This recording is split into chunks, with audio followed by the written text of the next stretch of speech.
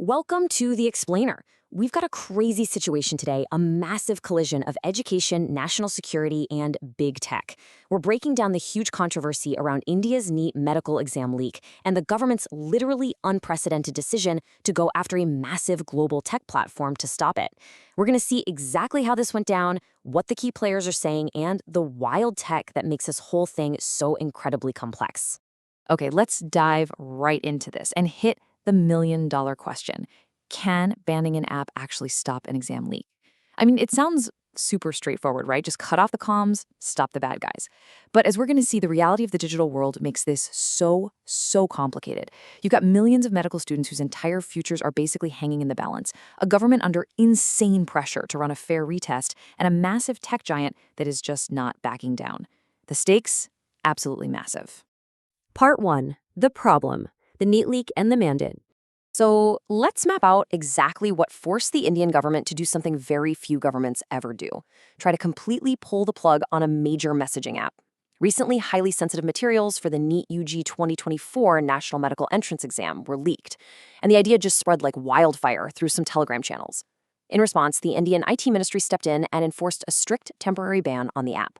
The whole idea behind the security measure was to curb the cheating right before the big NEET retest on June 21st.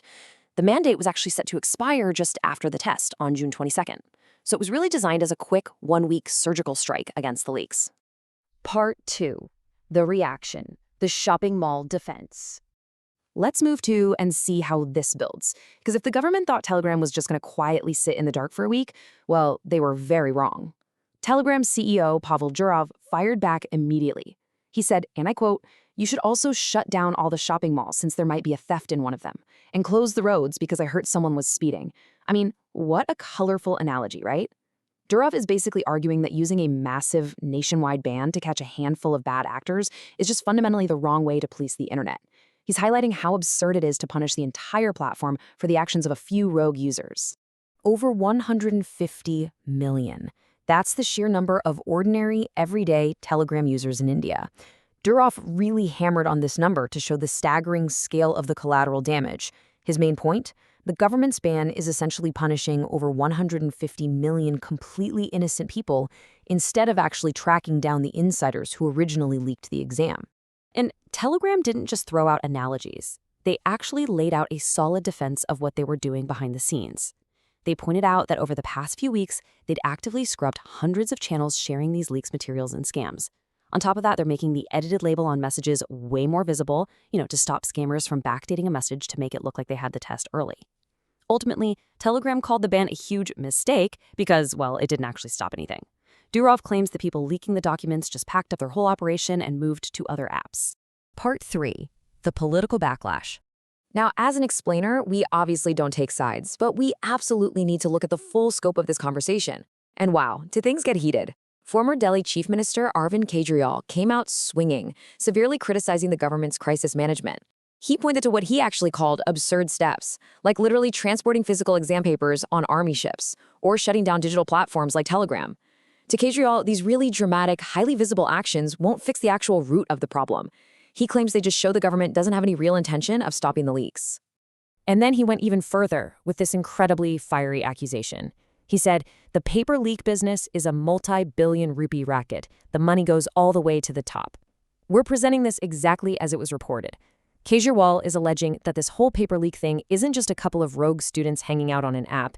He's saying it's a massive, systemic racket designed to rake in billions of rupees, money that he claims is ultimately used to literally buy out politicians, specifically regional lawmakers and national MPs. So in his view, banning an app, it's really just a distraction from a much deeper web of corruption.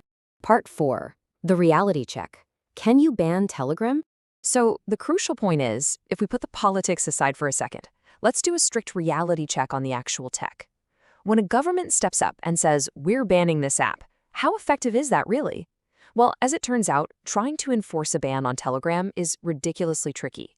The standard tricks your internet service provider uses, like DNS blocking, which basically wipes the app out of the internet's phone book, or deep packet inspection, where they snoop on the data inside your connection, those usually fail here. Why? Because Telegram uses heavy-duty encryption. It piggybacks on these massive distributed cloud networks like Cloudflare and Google. That means you can't just block a single IP address and call it a day. Plus, they've got built-in support for proxy servers that easily hide a user's connection. But Telegram's actual secret weapon, that's something called the MT-Proto protocol. This is their custom underlying cryptographic tech. And it wasn't just built to be fast and secure. It was literally designed from day one to dodge network blocks and slip right past state-level restrictions. Because this protocol is basically baked into the app's DNA, combining it with a simple, everyday VPN makes Telegram virtually impossible to ban for anyone with even a tiny bit of technical know-how. And this brilliantly illustrates a major shift in how digital control is actually being applied today, something digital rights groups are watching super closely. Historically, authorities would just use localized internet shutdowns, literally flipping the switch on the internet in a specific town or district while an exam was happening. But this Telegram mandate, it represents a massive pivot toward nationwide, platform-specific censorship. Experts are warning us that this sets a deeply worrying precedent for the entire future of digital rights in the country. Because think about it, when you look at the real-world impact of these nationwide blocks, the results are completely skewed. Digital rights advocates are quick to point out that it's the honest students, the ones actually using Telegram for legitimate study groups, sharing notes, helping each other out, they're the ones who instantly lose access to their communities.